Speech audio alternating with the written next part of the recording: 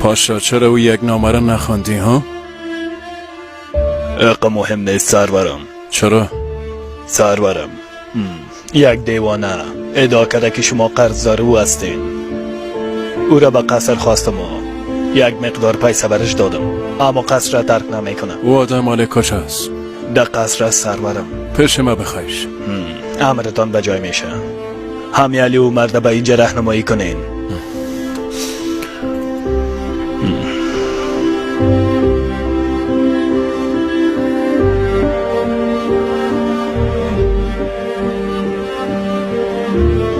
بگو فرزندم از ما چی میخوای؟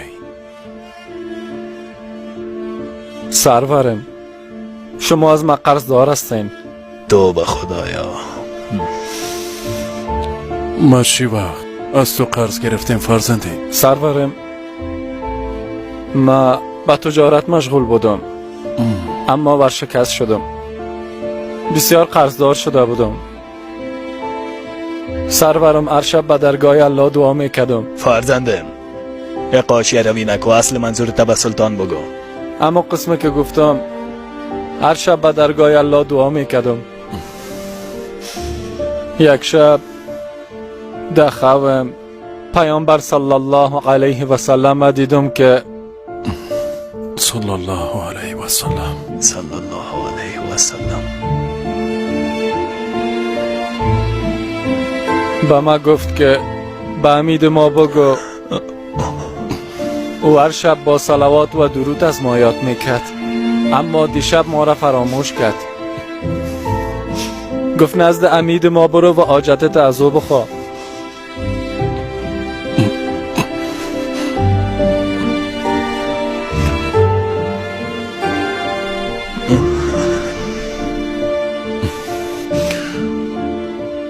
چی فرمود دوباره بگو.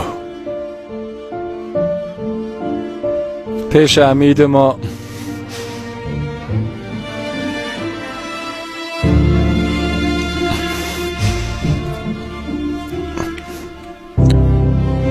بگی فرزنده.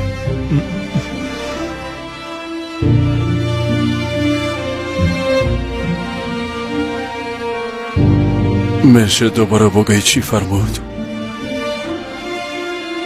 پیش امید ما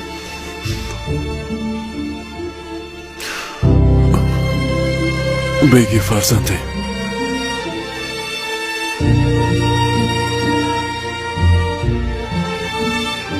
یک بار دگان بگو چی فرمود؟ پیامبر صلی الله علیه و سلم فرمود پیش امید ما برو.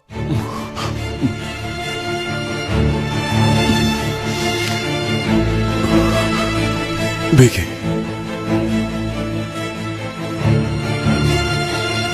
یک بار دگان بگو چی فرمود؟ گفت پیش امید ما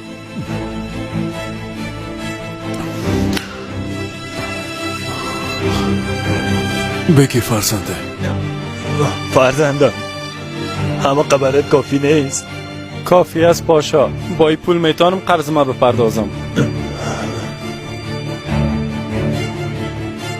سلامت باشی فرزنده.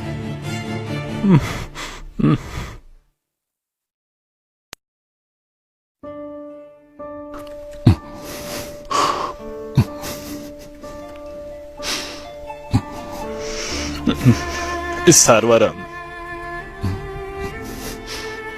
نزدیک بود تمام سرمایه‌تان برش بتین. تو چی میگی پاشا؟ قسم به الله بزرگ، اگه تمام ثروت و سلطنت ما میخواست برش میدادم. پاشا دیشب مصرف کار شدم، دو پالی میز کار مرا خواب برد. یادم رفت که درود بفرستم. امیدوار هستم که الله به خاطر این غفلت مرا ببخشه. برادران اگر بخواهید از ویدیوهای نو تیز با خبر شوید کامنت کنید، لایک گذارید و سبسکرایب فراموش نکنید.